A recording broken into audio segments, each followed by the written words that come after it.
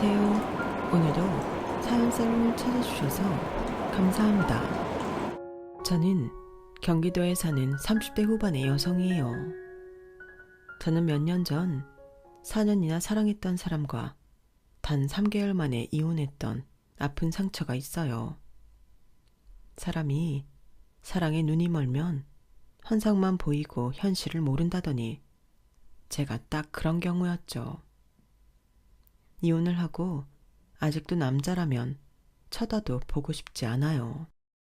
정말 대어도 보통 대인 게 아니어서요. 작년에 우연히 사연살롱 채널을 알게 돼서 듣게 됐는데 저랑 같은 상황이 아니어도 너무 그분들 심정이 공감이 가더라고요. 그래서 계속 듣다 보니 지금에 이르렀고요. 이제는 제 과거도 훌훌 털어버릴 겸 해서 사연을 보내게 됐어요. 저를 만만하다고 여겨서 결혼하고 지네 집만 챙긴 이기적이고 재수없는 남자 이야기 시작할게요. 남편은 중학교 동창이었고 다시 만난 건 한 친구의 결혼식 때문이었어요. 그 친구와 저는 중학교만 같은 학교를 나왔는데도 대학을 졸업하고 사회생활을 할 때까지 꾸준히 연락이 돼서 계속 만나고 있는 친구였어요. 그렇게 인연이 오래된 친구가 결혼을 한다니 정말 축하할 일이었죠.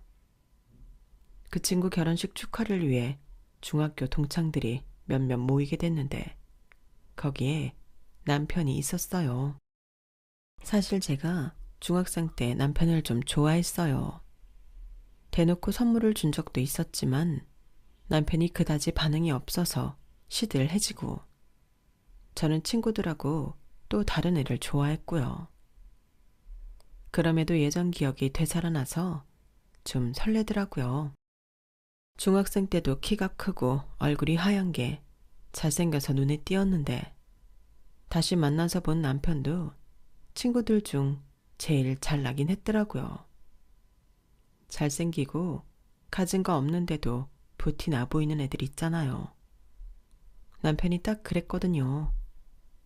그럼에도 어딘가 모르게 피곤해 보이고 표정이나 행동에서 생활이 묻어났는데 알고 보니 남편은 그때도 취직이 안 돼서 취업 활동을 하고 있었어요. 남편은 외모가 눈에 띄어서 대학을 방송연예과로 진학을 했는데 배우로 잘 풀리지 않아서 다른 일을 찾는다고 했어요. 아무래도 특수한 직업을 하려다가 일반직을 찾으려 하니 어려움이 있는 것 같더라고요. 수희야, 정말 오랜만이다. 살아있으니 다 만나는구나. 야, 우리 나이가 몇 살이나 됐다고 살아있는 타령이야. 아무튼 이렇게 다시 보니 반갑다. 그렇게 가볍게 인사나 주고받다가 말겠지 했는데 의외로 남편과는 친구 결혼식이 끝난 후에도 계속 연락이 이어졌어요. 남편은 회사 생활을 하는 제가 부럽다고 했고 저는 남편이 배우를 할 만큼 잘생겼고 그쪽 세계를 조금이나마 들여다봤다는 걸 부럽다고 했어요. 제가 모르는 세상은 동경하게 되는 법이잖아요. 그러면서 제가 남편한테 취업 정보도 알려주고 면접 요령 같은 것도 코치를 하다 보니 자주 만나게 됐죠. 지훈이 너는 방송 쪽을 그래도 아니까 연예계 관련된 업종을 알아보는 게 더 좋지 않겠어? 그쪽으로 취직한 선배들도 있을 거 아니야. 그쪽도 생각해보고 있어. 그래도 현장에 가는 매니저 같은 일보다는 사무랑 관련된 걸 하고 싶어. 정규직이 되어야 나도 마음이 놓을 것 같아. 남편은 저한테 취직활동 도움을 받았고 가끔 제가 밥을 사주기도 했어요. 그러다 어느새 둘이 사귀는 사이로 발전했고요. 그렇게 4년이라는 시간 동안 남편은 최종 면접까지 갔다가 떨어져서 울고불고 한 날도 있었고 연예기획사의 매니저로 들어갔다가 하루 만에 다시 나온 적도 있고 정말 별의별 일이 다 있었어요. 그때마다 저는 제 돈으로 남편 밥도 사 먹이고 면접 갈 때 쓸 돈도 주고 그랬었네요. 저와 사귀는 사람이니까, 그리고 그 사람이 잘 되기 바라니까 챙긴 거였고, 당시에는 그렇게 하는 게 당연하다고 생각했어요.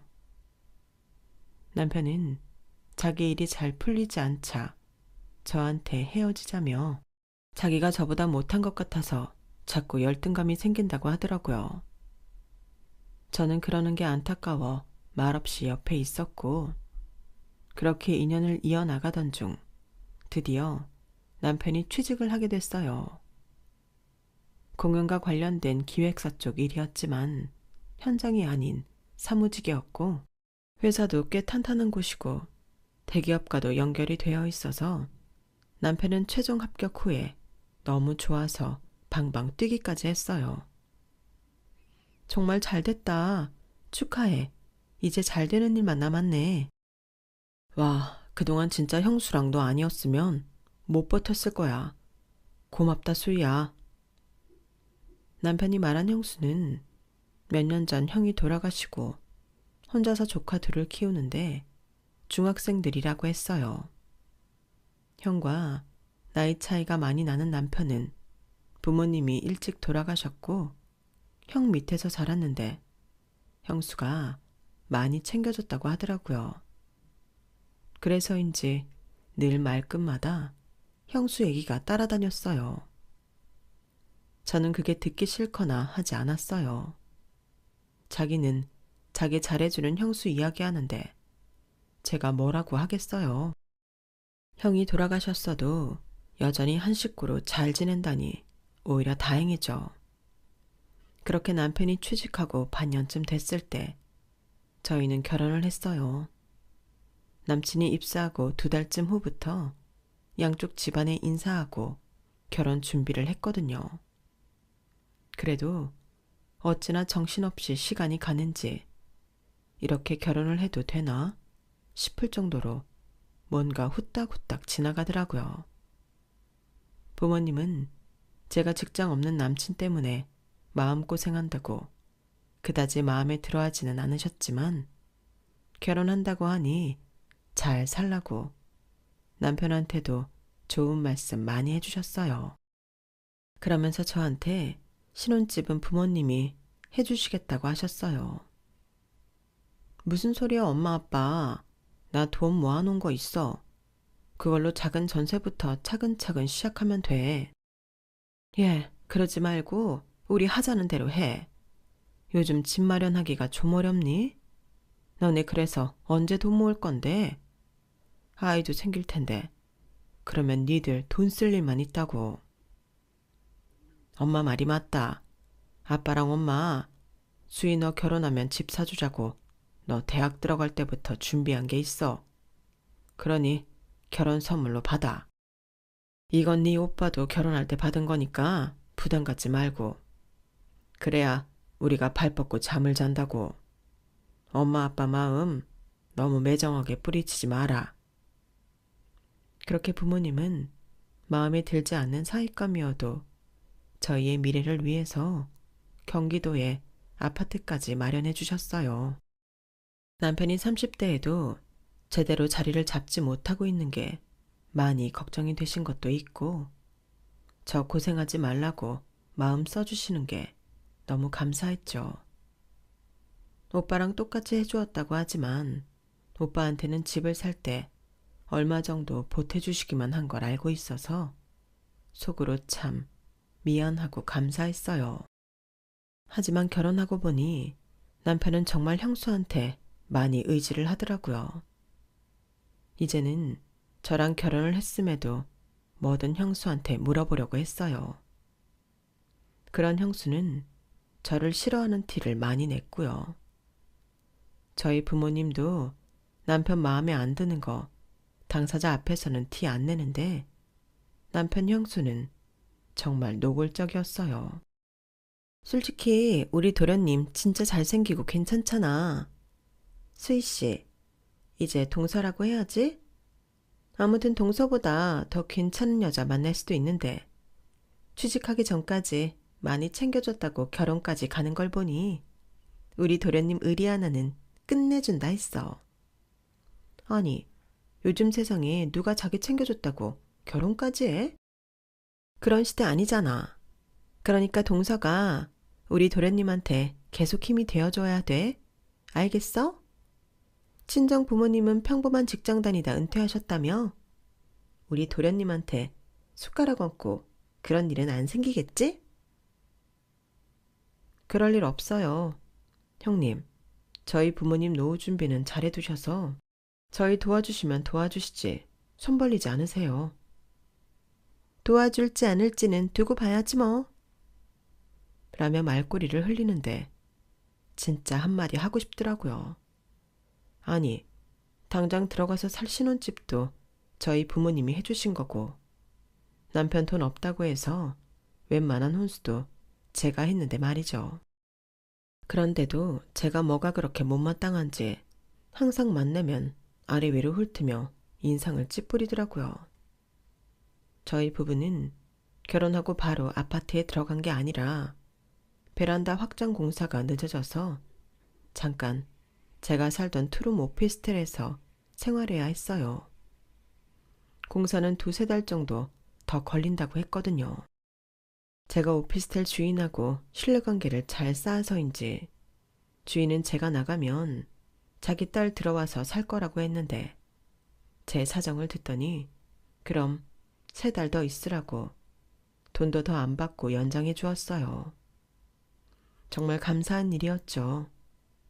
그럼에도 남편도 형님도 그런 걸 별로 고마워하지도 않더라고요. 저는 그런 게 좀 빈정상했지만 신혼 초부터 목소리 높이기 싫어 그냥 좋게 좋게 넘어갔어요. 게다가 4년 동안 몰랐던 남편의 다른 모습도 보게 됐고요. 이 사람은 방송 연예과를 나와서 그런지 남들 눈을 되게 의식하고 꾸미고 다니는데 집은 진짜 하나도 치우지를 않았어요.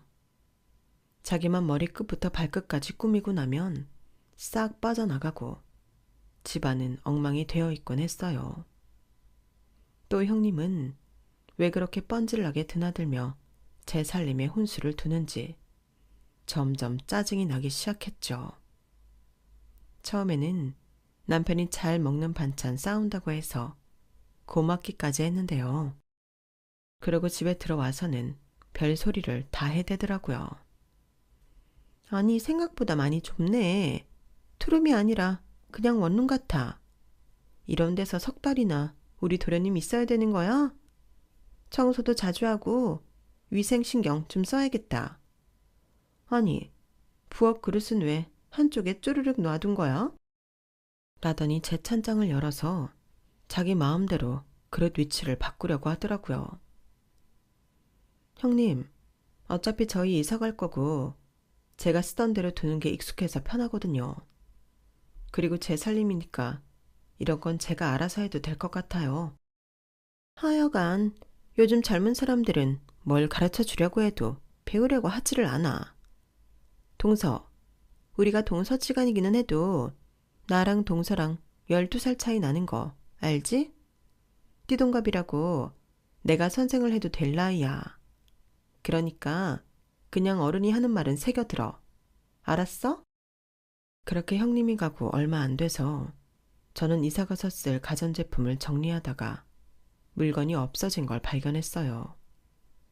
새 집에 들어가서 뜯으려고 박스채 그대로 놔둔 거였는데 스탠드형 모니터하고 신형 에어프라이어 기기가 없더라고요. 지훈씨, 우리 부모님이 사주신 스탠드 모니터랑 내 친구한테 선물 받은 에어프라이어 왜 안 보여? 어디 뒀더라? 그거 형수 갖다 드렸는데 조카들이 벽걸이 모니터 때문에 거실 나오기 불편하다고 했대. 그래서 그거 갖다 드리는 김에 에어프라이어 사고 싶다고 하신 게 생각나서 같이 갖다 드렸지. 뭐?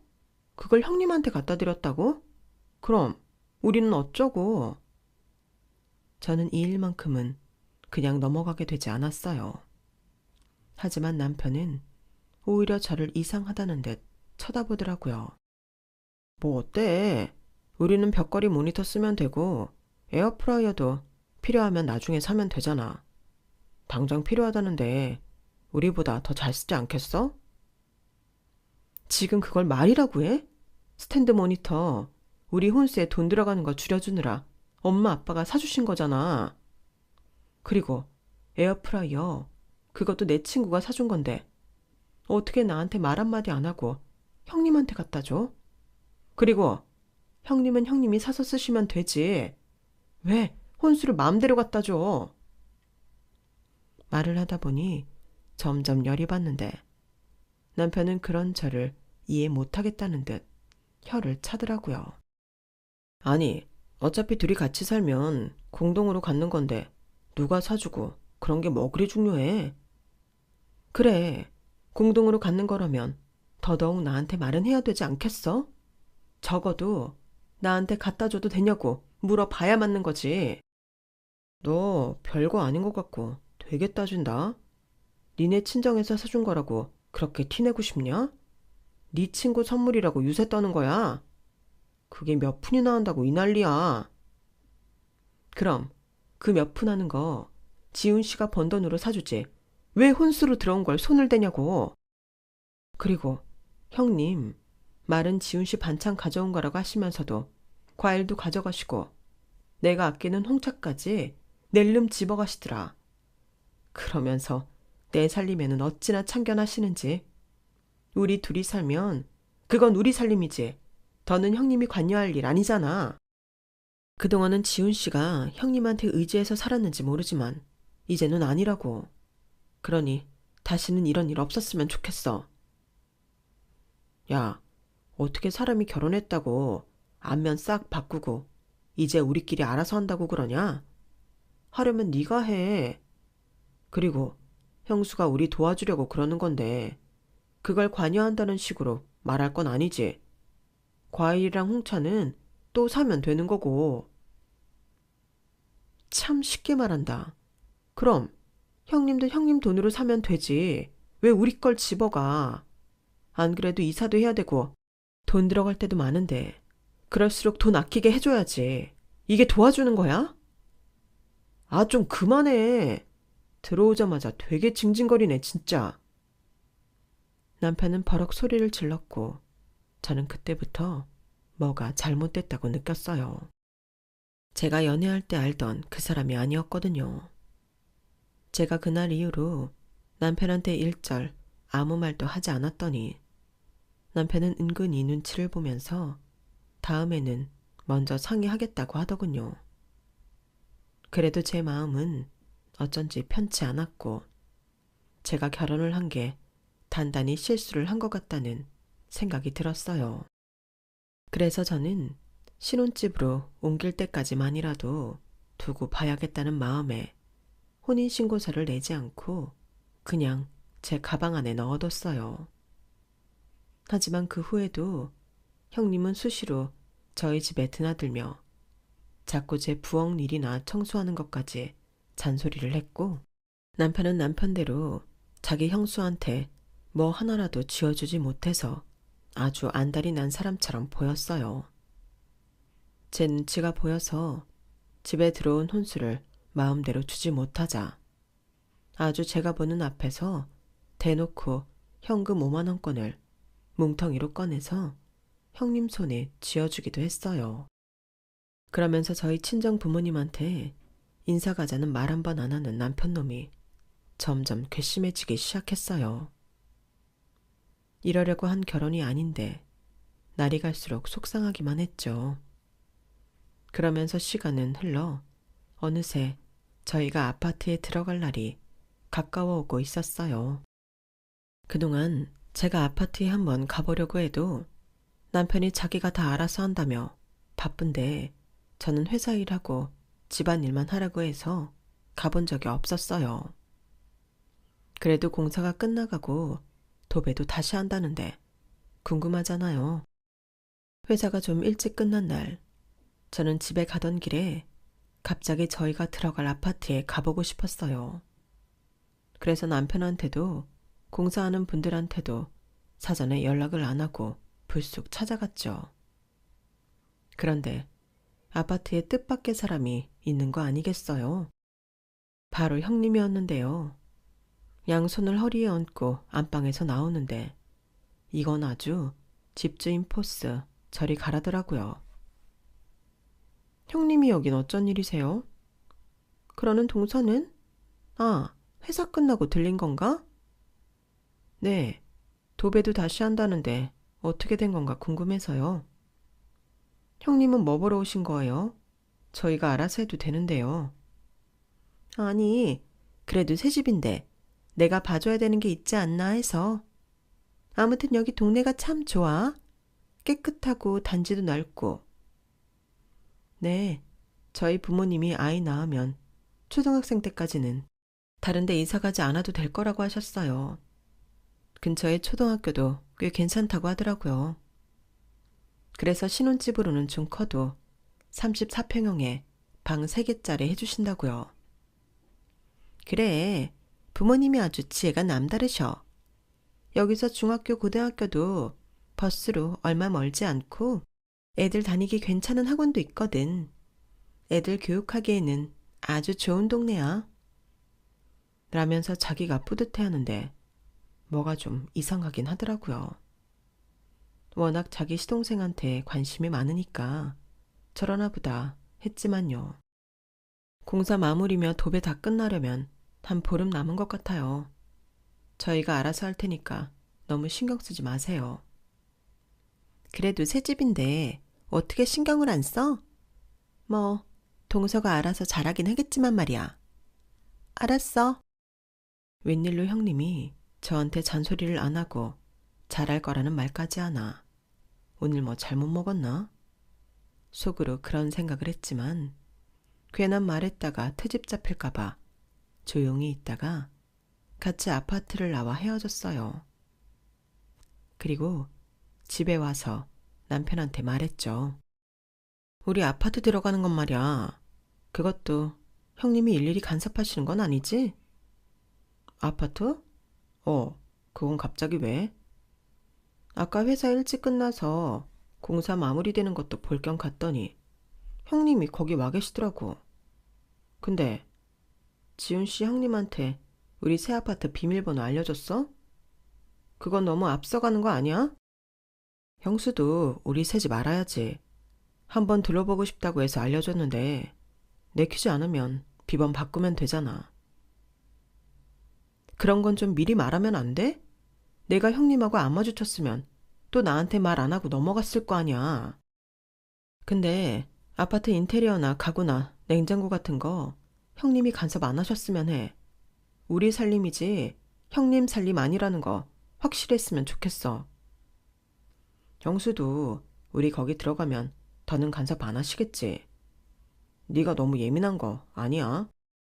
그동안 형님이 여기 와서 하신 게 있는데 그럼 어떻게 무디게 가만히 있겠어? 알았어. 내가 잘 말할 테니까 너무 화내지 마.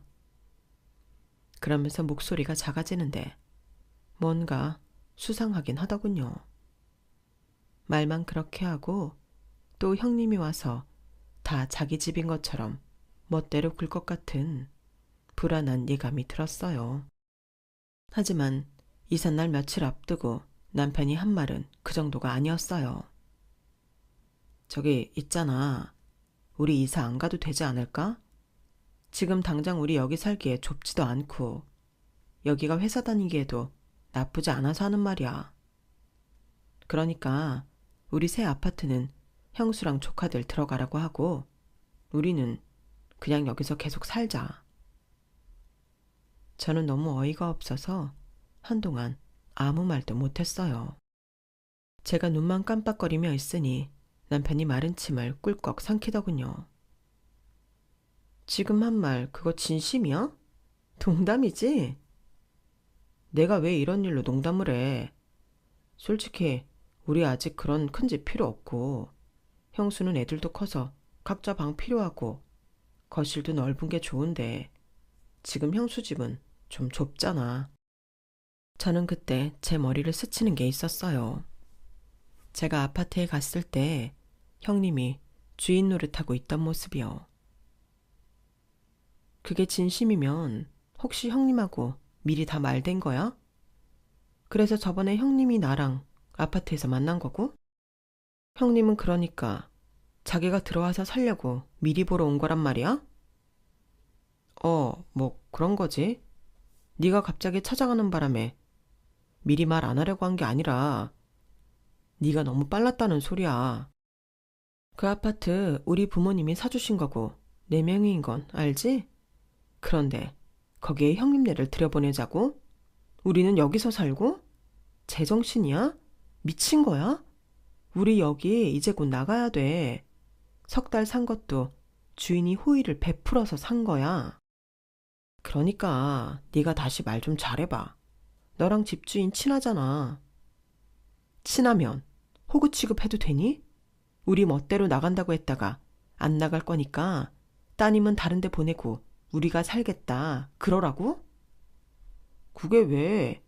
우리가 여기서 사는 게 집주인한테도 더 이득이잖아. 와, 나 미치겠네. 야, 박지훈. 너는 그러니까 그런 마인드로 내 아파트도 네 형수 들어가서 살게 하겠다. 그거구나? 아니, 형수는 애들도 그렇고 34평에서 살만하잖아. 우리가 몇 년만 양보하자. 조카들 곧 다들 수능 보고 대학 간다. 그때 우리가 들어가도 늦지 않지. 그리고 집은 네 명의인 거 나도 알아. 그래도 이제 우리 부부니까 니께 내 거인 거고 다 그런 거 아니겠어? 야, 너는 왜 항상 네 마음대로 결정하고 나한테 통보해? 이게 어디가 나를 그 집 명의자 대접하는 거니? 너 아주 형수한테 마음 씀씀이가 눈물겨운데 그 눈물겨움을 왜 네 돈으로 안 하고 다 내 걸로 하니? 여태껏 다 그랬잖아. 네 형수한테 준 거 다 내 앞으로 들어온 거 아니면 우리 부모님이 해주신 거. 아닌 게 아니라 저번 스탠드 모니터와 에어프라이어 말고도 그 뒤로 남편이 자기 형수네로 보낸 물건이 몇 개 더 있었어요. 그것도 꽤 괜찮은 고급 가전제품들을요. 아니, 나는 네가 아직도 네 거 내 거 따지는 게 이해가 안 돼. 누구 앞에 들어왔든 필요한 사람 주는 건데 뭐 어때? 네 거 내 거는 안 따지면서 나한테 말은 안 해? 그건 대체 무슨 편리한 심보야? 야, 다 됐고 안 돼. 그 아파트 형님네 절대 못 들어가. 절대 안 돼. 형수님 이미 이사 준비 다 마쳤어. 이삿짐 센터 예약도 했고. 취소하시라고 해. 집주인이 절대 안 된다고 했다고 하면 되잖아. 너는 어떻게 나를 지금까지 뒷바라지 해주신 현숙님한테 그런 모진 말을 하라고 그러냐?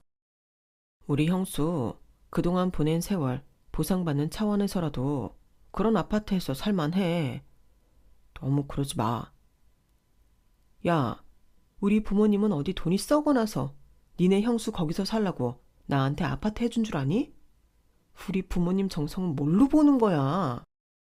너 그런 우리 엄마 아빠한테는 제대로 인사 한번 했어? 알았어. 내가 이번 주 가서 인사드릴게. 그러면 됐지? 그냥 진행하는 거다. 어차피 벽지도 그렇고 베란다도 형수 취향에 맞췄어. 그러니까 그냥 형수님 들어가시게 하자. 야, 박지훈. 너 이러려고 나한테는 아파트 신경 쓰지 말고 내일 하고 여기 집만 신경 쓰라고 했던 거구나. 너 그때부터 네 형수 아파트에 살게 할 생각이었구나. 말하기가 좀 그렇지. 어느 정도 일이 진척되고 나야 말하기도 좋지 않겠어? 그럼 우리 얼른 집 알아봐야겠다. 일단 이따 집에 오다가 부동산부터 들릴까? 저는 이렇게 일방적으로 자기 형수만 생각하고 있는 남편 때문에 어이가 없었어요. 제 이야기는 아예 흘려버리고 지 형수 아파트에서 살게 하려고 저희 다른 전세 알아볼 생각만 하고 있는 거잖아요. 근데 수희야, 우리 꼭 큰 집 아니어도 되잖아? 적당히 지금 우리 있는 돈에 맞춰서 월세도 나쁘지 않을 것 같은데. 너 나 속 뒤집으려고 작정했지? 이러려고 나랑 결혼했어? 당장 네 형수한테 안 된다고 해. 취소됐다고 해. 아니면 나 가만 안 있어. 너도 좀 적당히 해라. 나이 많은 형수 좋은 데에서 살게 하면 안 되냐? 그냥 좀 넘어가라고. 넘어갈 걸 넘어가라고 해야지. 그렇게 네가 네 형수 좋은 데에 살게 하고 싶으면 네 돈으로 해. 네가 아파트 사라고. 그걸 내가 어떻게 사냐? 이제 겨우 사회생활 시작했는데. 그렇게 남편은 자기 형수를 제 아파트로 보내겠다고 버텼고, 저도 경고하니까 제 말 들으라고 했어요. 하지만 이 인간은 그런 말까지 지 형수한테 전했는지 그날 오후에 회사로 전화가 왔더라고요. 동서, 내가 도련님한테 들었는데 우리 이사 가는 거 반대한다며? 아니, 도련님이 기껏 마음 써서 우리 들어가게 해주겠다는데 거기에 동서가 왜 고춧가루를 뿌리고 그래? 결혼했으면 남편 말을 들어야지. 그 집이 동서명이라고 그거 가지고 되게 유세했던 모양이던데 사람 그런 거 아니야. 누가 봐도 앞으로 더 잘 될 사람은 우리 도련님이지. 막말로 동서 애 낳고 집에 들어앉아봐. 경단녀 다시 취직하기 쉬운 줄 알아? 복직해도 회사에서 예전 같지 않을걸? 그러니까 앞으로 동서 먹고 살게 해줄 도련님 말 들으라고. 나 우리 애들하고 거기서 몇 년 살면서 애들 편하게 학원도 보내고 나도 괜찮은 마트에서 장도 쉽게 보고 그러자. 형님, 그런 거 요즘 다 온라인 주문하잖아요. 애들 학원 그렇게 보내고 싶으시면 온라인 1:1 가외하세요. 정말 싸가지 없다 싶었는데 말하는 게 아주 수준 나오네. 어떻게 그렇게밖에 말을 못해? 내가 그 집 살 수준이지. 아직 동서는 그 집 살 수준 안 된다고. 아무튼 저는 분명히 말씀드렸어요. 제 아파트에 못 들어갑니다. 제가 분명히 한 말, 이거 녹음도 되고 있으니까요. 나중에 딴 말하지 마세요. 동서나 정신 차려. 어디 남편이 정한 일에 여자가 나서서 이래라 저래라야. 그게 결혼한 여자의 자세야? 아니, 지금이 조선시대예요? 구한말이에요? 말이 되는 소리를 하세요. 형님이 그 아파트에서 살고 싶으니까 지금 억지 부리는 거 아니에요? 그래, 나 거기 마음에 들어서 살고 싶다고 했다. 왜? 그게 뭐? 라며 악을 쓰길래 저는 그냥 전화를 끊어버렸어요. 그리고 이 인간이 어떻게 나오느냐에 따라 저도 제 앞길을 다시 계획해야겠다 마음먹고 집에 갔죠. 이미 둘이 연락을 주고받았는지 남편은 저를 보자마자 화를 내더군요. 야, 너 어떻게 형수한테 말을 그렇게 할 수 있어? 형수는 자존심도 없는 줄 알아? 어떻게 아랫사람이 윗사람한테 말을 그렇게 함부로 해? 네가 암만 그래봤자 이미 결정난 일이야. 웃기시네. 야, 너 우리 혼인신고 안 한 거 모르냐? 나 아직 그거 주민센터에 안 가져갔거든? 그러자 잠시 당황하던 남편은 이내 다시 목소리를 높였어요. 그래서 뭐? 너 나랑 헤어지겠다. 뭐 그러는 거냐? 야, 웃기지 마. 결혼하고 3달 만에 이혼? 무슨 사랑과 전쟁이냐? 너 그럴 배포도 없잖아. 네가 제일 싫어하는 게 구설수에 오르는 거고. 그저 평범하게 살고 싶은 게 다인 애가 그런 일을 벌인다고? 앞으로 내 인생을 위해서라면 안 하던 것도 해야지. 네가 그렇게 겁준다고 내가 눈이나 꿈쩍할 것 같아? 야, 솔직히 형수가 너랑 결혼하는 거 반대 많이 했어. 그런데도 내가 너랑 결혼한 건 네가 나 하자는 대로 다 따라올 게 보여서였어. 나 취준생일 때 네가 나한테 해주는 거 보고 알았지. 아, 얘는 그냥 내가 돈 쓰면 쓰는 대로 가만히 있겠구나. 잘났어도 튀고 피곤한 애들보다는 얘가 낫겠구나 한 거라고. 그런데 사람이 어디 그렇게 쉽게 변하니? 네가 암만 말로 그렇게 나한테 겁줘봐라. 난 널 알거든. 그러니까 너만 피곤하게 그러지 말고 하자는 대로 해라. 아, 그러니까 너는 나를 완전히 호구로 봤구나. 평생 편하게 살려고 나랑 결혼한 거였어. 내가 바보 맞네. 너 같은 걸 사랑이라고 믿고 결혼까지 한 게 바보 맞아. 그날 이후 남편과 저는 눈도 마주치지 않고 말도 하지 않았어요. 완전 냉정 상태가 계속됐죠. 대신 문자로 한 번 더 기회를 줄 테니 형수 아파트 들어가는 거 취소하라고 했지만 남편은 오히려 저를 조롱하는 문자만 보냈어요. 김수희 씨, 너무 애쓰지 말라고. 네가 이런다고 이미 결정 난 거 안 바뀌니까 얼른 이사 갈지 말아봐.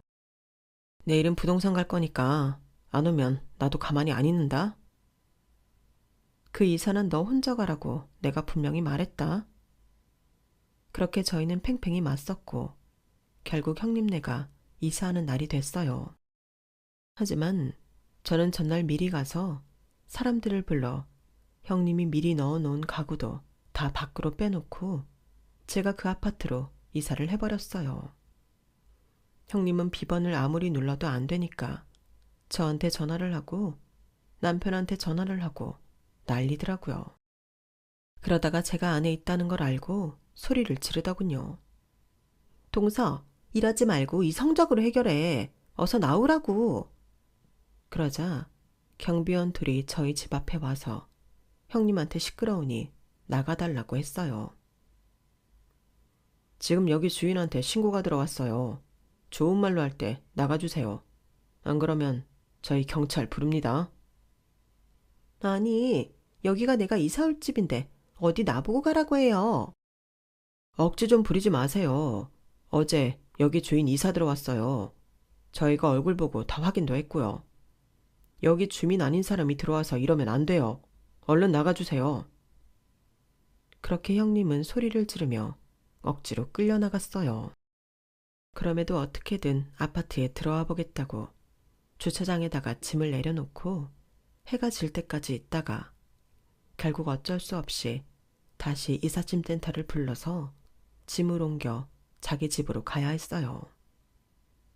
저는 그걸 보고 나서야 그날 하루 종일 저한테 전화에 문자로 이상한 말을 해대던 남편한테 만나자고 짧게 문자를 보냈어요. 그리고 그 인간을 카페에서 보자마자 이혼 서류를 내밀었죠. 우리 혼인신고 안 해서 어차피 둘 다 1억 안 남을 거야.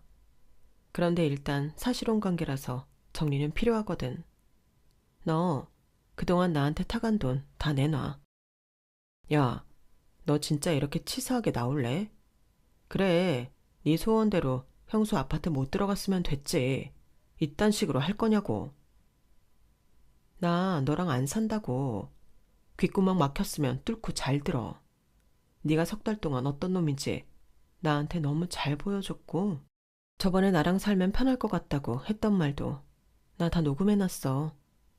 네가 아파트 네 형수 살게 해준다고 할 때부터 나 너랑 한 말 전부 다 녹음해놨다고. 이게 과연 누구한테 유리할 것 같아?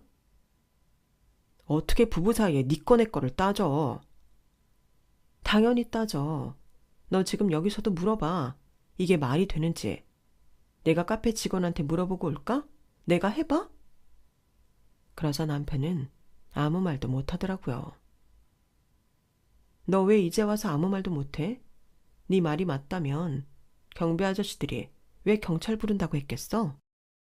법적으로도 네 형수가 내 집에 들어올 권리가 없기 때문이야. 그 어떤 계약서 한 장도 없으니 네 형수가 내 집에 오는 건 무단 침입이라고. 너도 그 정도는 알 거 아니야. 수희야, 이건 부부 사이 문제고 가족 일인데.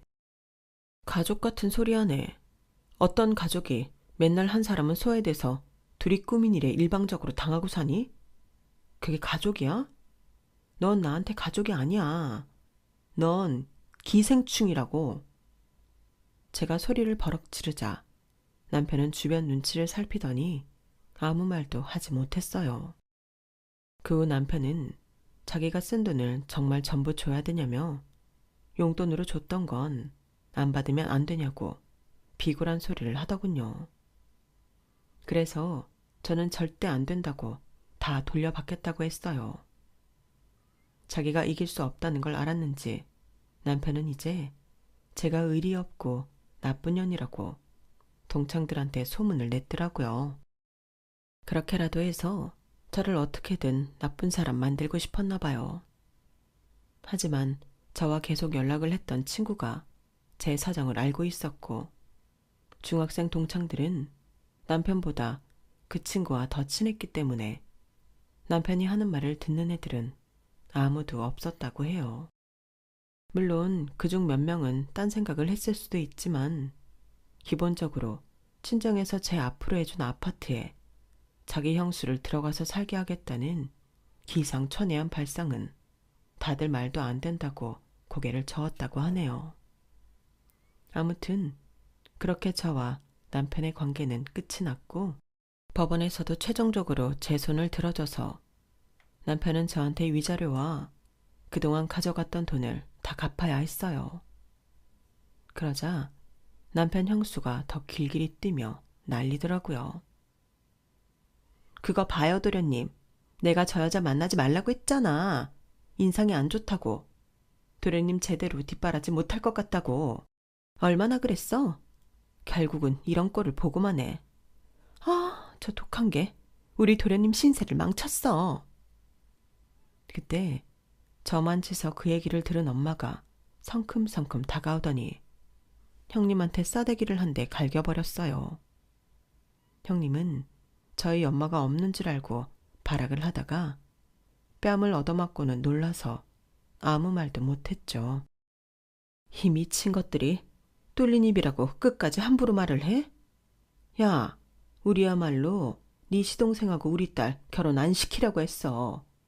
그래도 결혼한다니 고생하지 말라고 해준 아파트에 뭐? 우리 딸이 수준이 안 맞아? 네가 수준이 맞아? 야, 그럼 네 돈으로 벌어서 네가 사서 들어가. 수준에 맞게. 허타대고 남의 집 귀한 딸한테 못된 짓이야. 그제야 형님은 조용해졌고, 뒤에서 그걸 보고 있던 남편은 뒷걸음질을 치며 우리 부모님한테 안 걸리려고 쌩하니 도망을 가버렸어요. 정말 끝까지 치사하고 비열한 모습만 남긴 최악의 인간이죠. 결국 남편은 저한테 위자료를 물어주고 그동안 가져간 돈도 갚아야 해서 대출을 받았고, 그걸 갚느라 회사 근처에 원룸을 얻었는데 그것마저도 비싸서 얼마 못 입고 나와서 회사랑 한참 먼 곳에 원룸 빌라를 얻었다고 해요.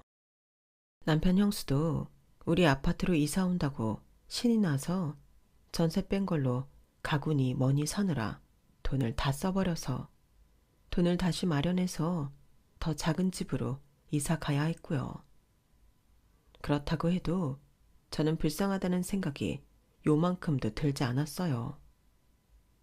저한테 한 짓이 있는데 제가 뭐가 불쌍하겠어요. 그걸 보면 지 팔자 지가 꼰다는 말이 괜히 나온 게 아니다 싶더라고요. 저는 그 후 아직까지 부모님이 해주신 아파트에 혼자 살면서 싱글 라이프를 즐기고 있어요. 남자 안 만나면 어떤가요? 아직은 누구도 만나고 싶지 않아서. 이런 말을 하지만 나중에는 또 어떻게 될지 모르죠. 좋은 사람을 만날지도요. 그때는 정말 사람 좋은 사람을 만났으면 합니다. 제 사연 들어주셔서 감사합니다. 매일매일 어제보다 행복한 오늘이시길 바랍니다. 여러분, 사연 댓글에 응원과 현명한 조언 부탁드려요. 좋아요와 구독은 저에게 큰 힘이 됩니다. 오늘도 좋은 일 가득하세요.